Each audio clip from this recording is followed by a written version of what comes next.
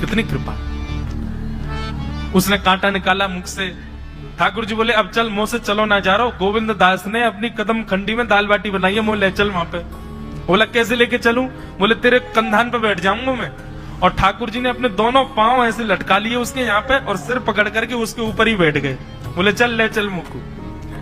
वो तो महाराज बेहोशी सी हो रही है, उसको विश्वास ही नहीं हो रहा ठाकुर जी मेरे संग इतनी बड़ी लीला कर रहे हैं।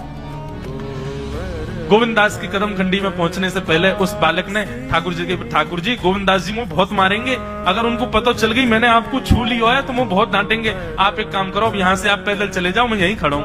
ठाकुर जी बोले यहीं खड़ो रही हो, तेरे काजी दाल बाटी लेके आऊंगा मैं। ठाकुर जी पहुंच गए गोविंद दास के पास। आहा, जो ठाकुर जी अचल दिखते हैं सबको मंदिर में, वो सचल दिखते हैं गोविंद दास को। कितनी बड़ी कृपा। गोविंद दास के यहाँ ठाकुर जी पहुंच गए और पहुंच करके ठाकुर जी बोले चल गोविंदा जल्दी खवा, मुझको तो बहुत जोर की भूख लगी है। गोविंद दास बोले हाँ हाँ विराजो।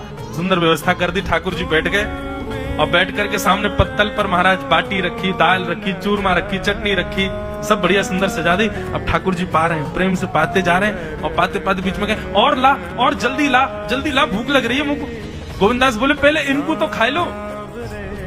अरे ना तू जाने ना है मंदिर में मेरो भूख कैसे लगे, थाली में 2 रोटी और ये सब्जी, इनते मेरो भूख पेट थोड़ी भरे, मेरे सामने तो सबरी सामग्री धर दो, मेरो जो मन होगा मैं उठा उठा के पाते जाऊंगा।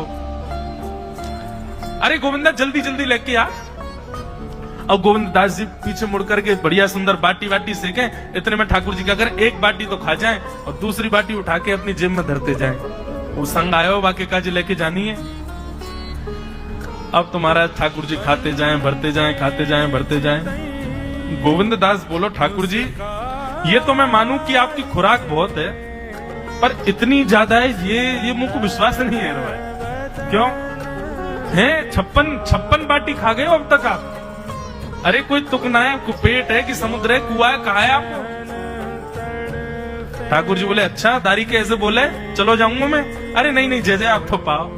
ठाकुर जी तो जेब में भरते जा रहे थे। अब ठाकुर जी का पेट भर गया। ठाकुर जी बोले चल भैया गोविंदा अब पेट भर गया, नेक्स्ट देर हम एक पेड़ के नीचे बैठ के नेक्स्ट सुस्ता लें, फिर बाकी बाद मंदिर में जाएंगे। 4 बजे मंदिर खुल जाएगा दर्शन देने।